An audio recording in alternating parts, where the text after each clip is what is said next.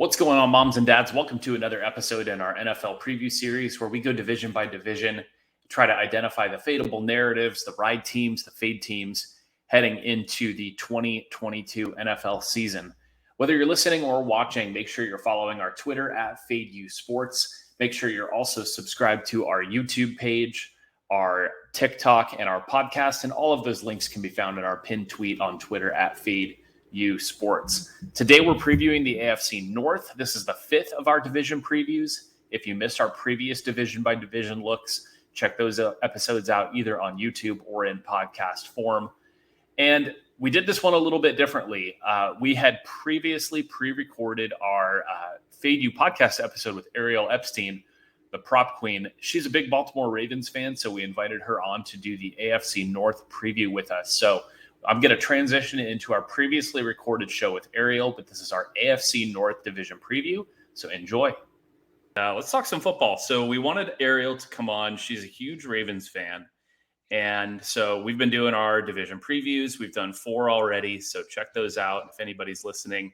And we got 4 more, including the AFC North, which we'll do with Ariel right now. And so the AFC North finished last year. We laughed at Kyle when he said the Bengals would be good last year, and they ended up winning the division at 10-7. So shout out Kmart. And Steelers 9-7-1, Browns 8-9, Ravens 8-9. The 2022 win totals are a little all over the place. I've seen Bengals at 9.5. I've seen them at 10. I've seen Ravens at 9.5 with like huge juice on the over. I've seen them at 10.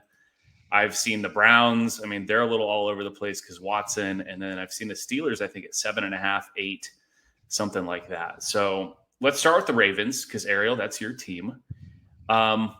You're very high on them this season. Explain.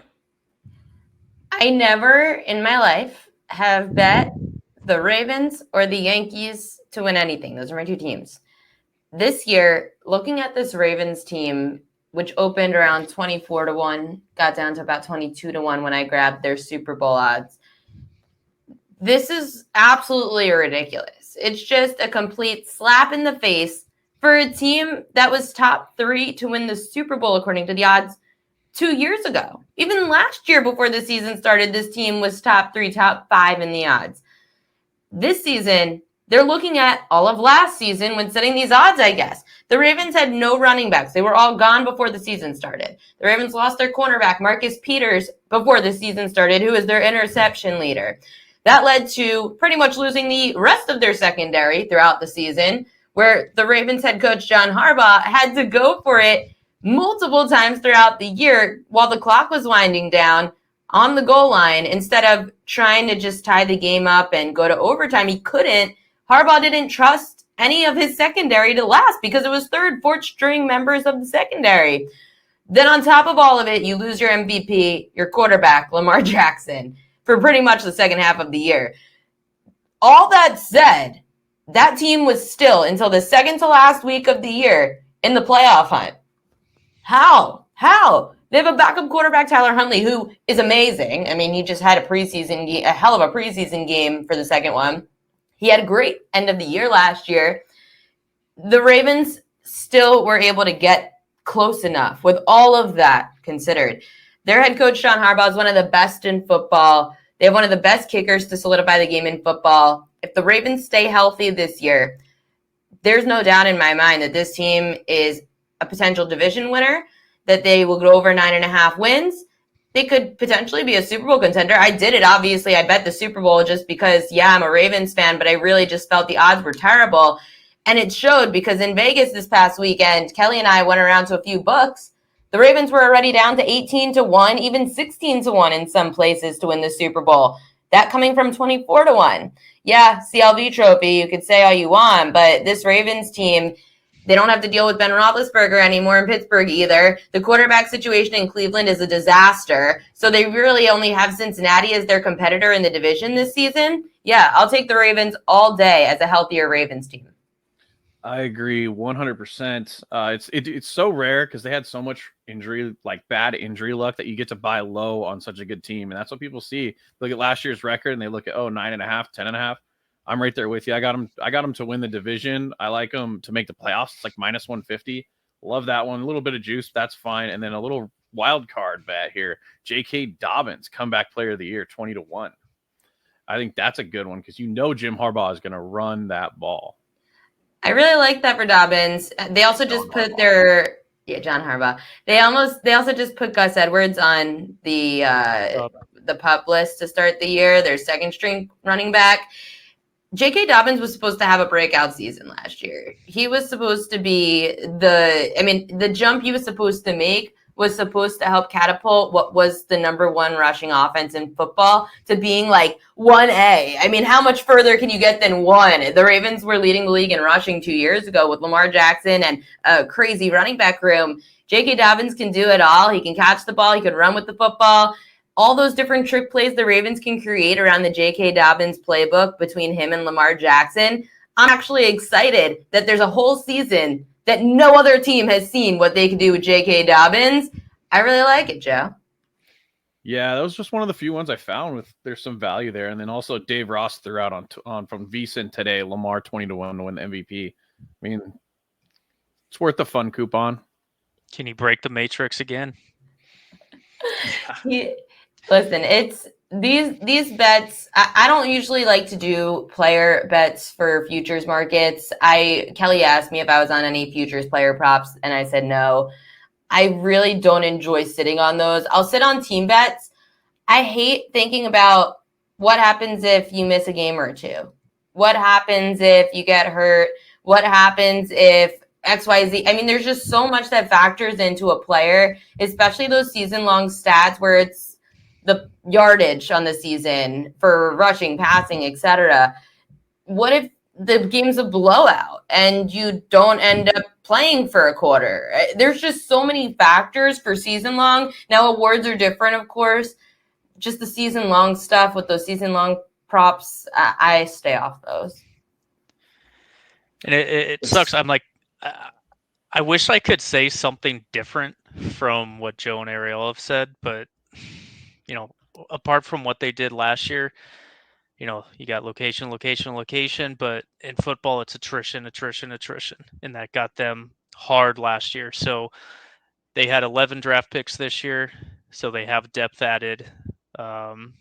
Surprised no one mentioned Isaiah Likely. That kid looks, I know it's preseason, but star of the preseason. Wow, that's impressive. He looks really good. They had 2 first-round picks, so I mean they've done what they need to do in case that injury bug comes back. But I mean, same thing. Like him over 9.5. When I saw that number, is kind of crazy to me. Make the playoffs, absolutely. I like Joe's, with J.K. Dobbins. I mean, that guy again supposed to be a stud last year. So it just, can he, get back to what he was? And we'll find out. Yeah, the injury point is good. I mean, these typically do regress from season to season. I mean, they were deader last year than Chris Duke's Achilles. And sorry, Chris. But yeah, typically that will swing back. And I mean, it doesn't always, like ask the 49ers, right? They're consistently one of the most injured teams in football year to year. But that's a great point on the injuries and the Ravens. I mean, what about Lamar bulking up? I heard he's added like 15 pounds of muscle or something like that, or 20 pounds. He's bulked up 20 better pounds. Considering he likes to take those hits. I hope what he does this season is run out of bounds like he started to at the beginning of last year. He got a little better at it 2 years ago. Then towards the end of the season, he always gets a little cocky and he decides to start taking hits. He better bulk up, I guess. Just don't lose any of that speed, Lamar. That's it. What about his contract, Ariel? Any possibility that's like a weird distraction for the team? It's a little bit of a weird situation where he doesn't have an agent, so he's been negotiating with the Ravens. He has said after the preseason, that's it. We're going to just play it out. I have no concerns because the media and all of us make bigger stinks about it than it really is. It's not like he's not showing up. He's been there with the team. He's been there for games. He's been around his teammates. This is similar to what we saw with the Yankees and Aaron Judge. Aaron Judge went into the year basically where they said that he was mad at the Yankees and Aaron Judge didn't sign the new deal. He didn't take the deal the Yankees offered him, and he's just going to see what happens this year and test free agency and whatever. We made such a big deal out of it. Guess what? Aaron Judge is the MVP of the Yankees right now. I'm not concerned about this. The Ravens are a really good organization, and I'm not saying that because I'm a Ravens fan. I'm saying it because every player who I've spoken with has told me that the Ravens are one of the most well-run organizations, and every player respects the executives there. And that's why it doesn't worry me. Now, if it's the Yankees, I actually do get worried with them because I do feel the Yankees have done things in the past that have really irritated players. Just watch the Jeter documentary. Jeter talks all the time how he felt the Yankees wronged him. You never really hear that about the Ravens. I just know too many people who have played for the Ravens or have been close to the Ravens that they all agree that they are one of the best organizations that they've ever played for. They will be a fascinating team to keep an eye on. It's probably the most interesting division in the league with all these teams. I mean, let's transition to the Bengals. No longer the Bungles. They make the Super Bowl, and I have heard people on wildly different sides about this team going into the season. Do they naturally regress? Do they suffer the Super Bowl loser curse? Or do they continue to grow with all these young studs? Kyle, you kind of hit the nail on the head with the Bengals last season. They finally broke out. They went over a win total. Why will they be better? Why won't they regress and do what every other Super Bowl loser does? Yeah, so I mean, probably after the Super Bowl, you start kind of looking at everything, and it's okay. Bengals happens year after year, season win total under. Then you start seeing, off-season acquisitions, beefing up their offensive line.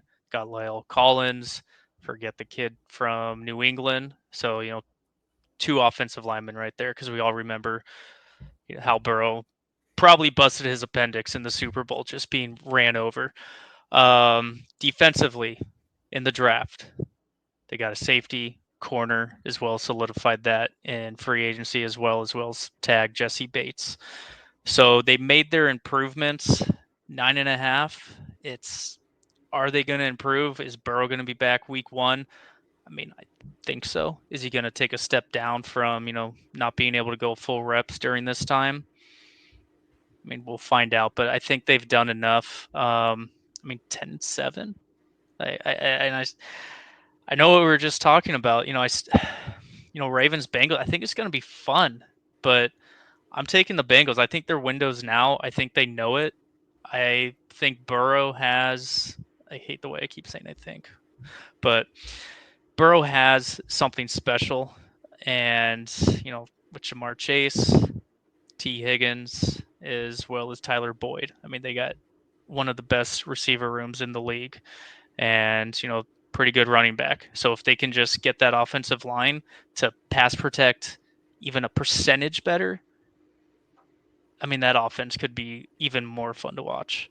Well, dude, yeah, they spent a ton of money on 3 starting offensive linemen, so you got to expect them to hopefully be better. They know where their money's made, and that's at quarterback. Give it 55 sacks last season. So if you're looking at the over, you can kind of look at that angle where they upgraded their biggest weakness at offensive line. But if you're looking at the under, their strength of schedule year over year, they have the, where you go, largest jump of any team. So last year they had a really easy schedule. This year they have a really hard schedule. So I don't know. It's a stay away for me, but I don't really have an opinion either way.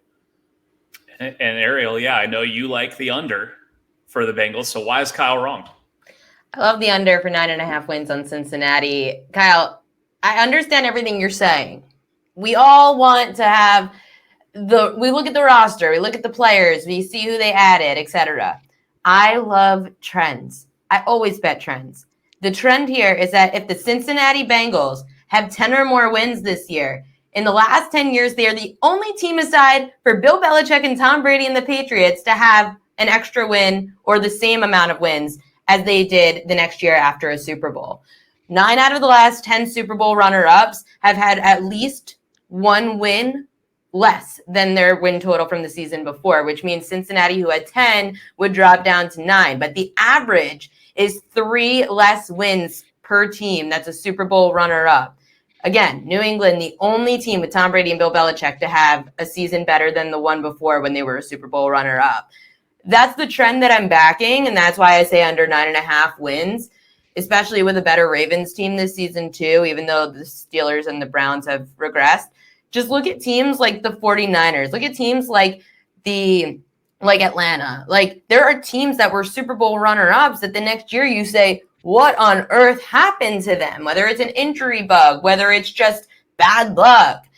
You also mentioned the strength of schedule. They have a winning division and Super Bowl runner-up schedule coming up this year. So it's definitely going to be tougher, whereas the Ravens have a losing team schedule, which is crazy to think.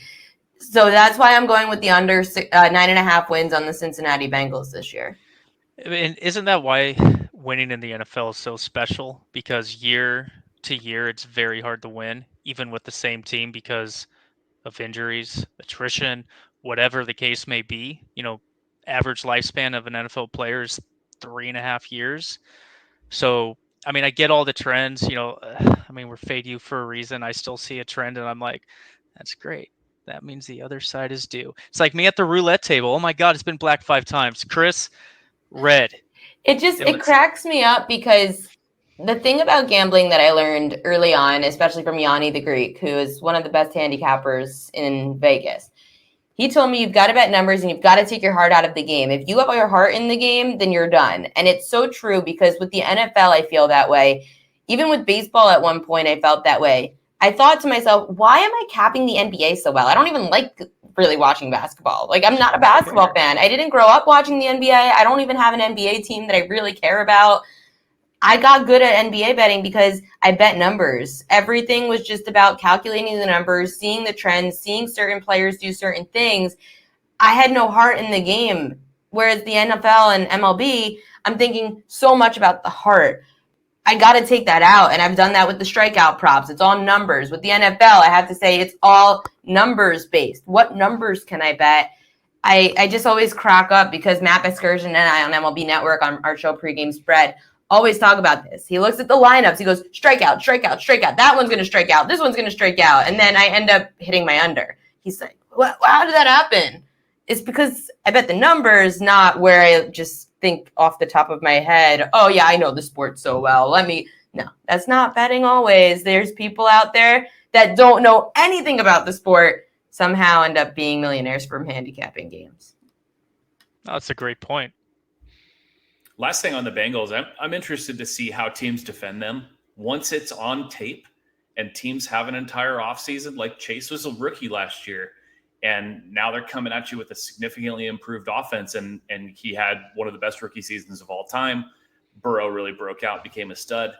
Now that there's expectations and everyone's going to be gunning for them as the Super Bowl runner-up, as the division winner, now teams have watched an offseason worth of tape on them.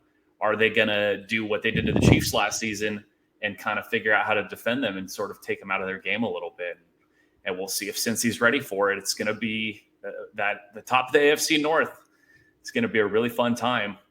And Joe, the Steelers, you can't do what you did this year or what you did last year, where you faded them every week in the contest. Big Ben's dead. He's gone. R.I.P. Yeah. So, but this team, I mean, all they do is finish over 500. All they do is have winning seasons under Mike Tomlin and make the playoffs. So what's up with the Steelers this season? Yeah, dude, 15 consecutive seasons with a winning record is in jeopardy this year.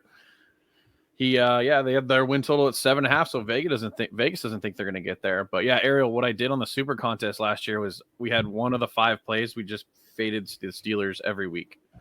It went 7-10 ATS, but it started like 6-2. It was amazing, but then it kind of fell apart down the stretch. But I think Vegas finally set the lines right and knew that Big Ben was dead. Big Ben was dead. One thing that you could look at, though, for the Steelers team, if you do think that the Steelers could continue the records of going above 500 under their head coach, Mike Tomlin, 30-1 for Mike Tomlin to win Coach of the Year. It's not bad. Has he won it? Has he won it before? He has to. He has to have. I feel like he should have. Let's see. Yeah, I mean, he's been there so long, and I feel like part of the Coach of the Year award is sort of a narrative award, right? So maybe it's almost like a career achievement thing where first season without Big Ben in forever, if they are. He's never won it.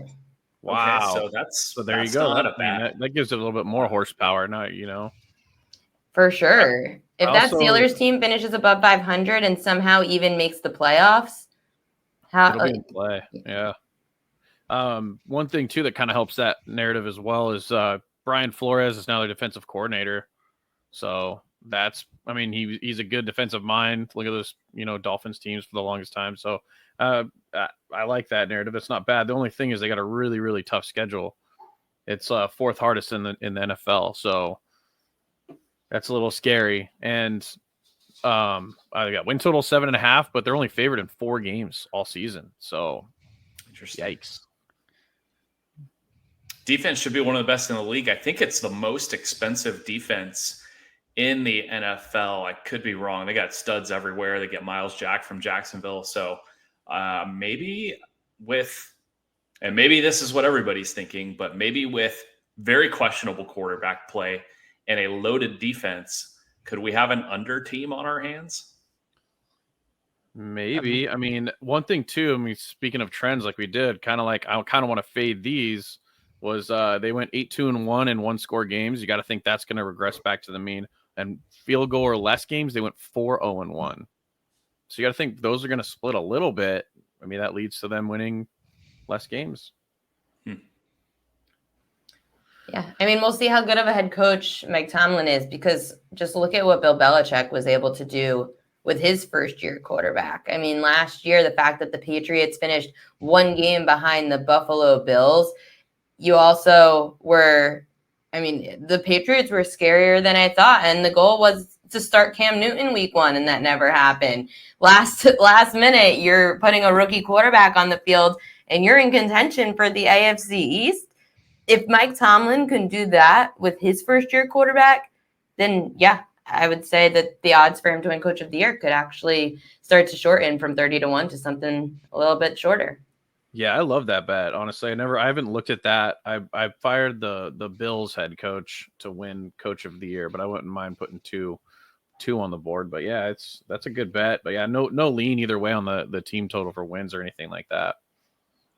I just don't like to bet on uncertainty. I don't want to bet. Yeah. I said this last year with the Patriots. I say it this year with the Steelers. I would say it this year with the 49ers. Any team that is making a switch at quarterback or potentially could switch their quarterback, I'm off. And with quarterback questions, you'd like to have a really good offensive line, and the Steelers O-line is projected to be among they're the worst offensive line. It was bad last year. They spent a first-round pick on a quarterback this year, a first-round pick on a running back the season before. They've spent a lot of second-round picks on wide receivers, so they have not put a lot into the O-line, and that could be a problem against some other good defenses. Does anybody have anything on the Browns? I feel like they're just so tired of hearing about it. The situation is just gross. And I mean, they bring in Watson. It's a pretty good roster. Baker's gone. It's a pretty good roster last year. It was a pretty good roster last year, and things didn't work out. So, Ariel, is there any angle on the Browns? What win total are you seeing? 8.5. 8.5. Yeah. High. Here's the thing. Look at the quarterback room. Minus Deshaun Watson, who is suspended. Jacoby Brissett, Josh Dobbs, and Josh Rosen, which one of them's getting cut because they're probably only going to keep 2. Maybe they keep 3. I'm not sure what happens with Watson, but he's gone for most of the season, Watson. I have no interest in this team. They're going to be swapping quarterbacks like a carousel. No, thank you. Bye, Browns. Sorry, Browns fans. I feel terrible for you. You're just jinxed, but this is not your year. You should ask Jared what he thinks of Josh Rosen. He's a big UCLA guy, so he loves Josh Rosen. And quick story about Josh Rosen. He's a Jew. He is a Jew. When he was in college, I bet Jared that he wouldn't be a first-round pick because he sucks. And guess what? Jared won the bet, so I had to pay him. But I was right. He sucks. He was not a first-round pick. Should not have been. But yeah, Kmart, what about the Browns? What about them? Can we do anything with them, or No. do we just like put them off to the side? I mean, I think I said it, on one of our last pods. You're just gonna have to wait and see what these numbers are. Like, there could be value in them, but as of right now, Ariel said it best. Brissett's not going to be. I would be shocked if he's a starter the first 11 weeks of the season. Like, if they just kept going to him. Like, at some point they'll probably go to Dobbs because he might bring more athleticism because the offense could struggle. Receiver wise, not too thrilled with it. They still got Chubb. Hunt wants out, but I don't really know what's going on there. Did they re-sign him? I don't even know. I literally don't care about the Browns, but we all know I have that really annoying friend John, who's a huge Browns fan. So just to spite him, it's kind of tempting. Just a couple fun coupons under 8.5. Just Yeah, rub it in his face, because I weren't they love supposed to doing win that to 10 people. games last year? Like they were supposed to be the Bungles to go to the Super Bowl. Everyone was all over them, and it was quite hilarious to watch. yeah, they went 2-8 against teams with a winning record last season too, so that doesn't bode well for this season. If there's I always would say, because I had a lot of fun doing this last year, I had my favorite and biggest preseason bet was the Jaguars under 6.5 wins. And it was so much fun to root against the Jaguars last year. You just knew with Urban Meyer as their head coach that it was going to be a disaster with a rookie quarterback, a rookie running back who ends up getting hurt. Game 1, they didn't even use James Robinson, which made me even more excited to have that under 6.5, because how dare you not use James Robinson? That if you have a team that you're excited to root against, it is so fun to go have that under on the win total. Yeah, that was the Steelers for me last season. I don't hate the Steelers. I just thought it was hilarious watching Big Ben's corpse try to play football. There were some hilarious interceptions. I definitely remember that. Oh yeah. And then final thing on the Browns, I guess. The one thing though, they do have a really easy schedule to come. They're starting out. They go Carolina, Jets, Steelers, Atlanta first 4 weeks. So they could easily go 3-1 and be looking good. And then that's when we'll take the in-season number. You're getting the revenge game. Baker Mayfield announced the starter for Carolina. I like Carolina in that game. Do we have to be on Cleveland in that game? Because the whole narrative the entire week is going to be Baker's revenge. Do you have to say fade you to that and take the Browns? The line may be too astronomical. This could be a Kelly in Vegas situation where she says that the Browns are being severely underbooked and they're getting are they on the road that game, or are they in Charlotte? Are they in Cleveland? I think they're on the road. I think it's at Carolina, yeah. Like, I'm going to guess the line because I haven't looked at week 1 lines in probably a month. 4.5. I saw it around 1. But really? that was before they announced Baker. Oh, that's probably why. I could see it going to 3, 4. Like, just there's no quarterback. Like, we didn't know the situation with Deshaun Watson. We didn't know who the starting quarterback in Carolina was going to be. Now we know that it's going to be Baker Mayfield getting revenge on the Browns. And there's no quarterback in Cleveland right now except, Brissett. But, come on. Like, do we really trust Jacoby Brissett in a brand new system for the first time? I don't. Yeah, I saw that it opened plus 4.5 for the Panthers. And as of right now, I still see minus 1.5 for Carolina. Interesting. Wow. I can see that moving. Right now, after everything you just said, Ariel, naturally the Browns will win by 2 touchdowns. Probably. That's how the NFL works. Yeah, that's. I would sit on that line though, because if that thing got to like 3.5, because the public's not betting yet. The public is waiting until Thursday to Sunday, most likely Sunday. You're going to see that line move. The lines are only being bet by sharps right now. And honestly, they're probably not even being bet right now. The sharps always end up, according to what I've been told by some handicappers who I speak with who are sharps in Vegas, they bet the lines when they come out and then they sit on them until about the week of game 1. Yeah, there's going to be a ton of movement, that's for sure. Because at least right now, we got 74% of the bets, but 98% of the money on Carolina. It's only 1. Yeah, but it's going to move drastically for sure. Yeah, I think that line's going to move in favor of Carolina, and you're going to be able to go on the other side and get Cleveland if you really want to. Yeah, so it'll be interesting to see. Excited for big football. Narrative game. Oh my God, yeah. Narrative All right, game, so- yeah. Love fading the Yeah. narrative. It's the only sport that I just really enjoy doing that for. The NBA is like filled with drama queens, so I just never take the narrative too seriously. But NFL, yeah, fade the narrative.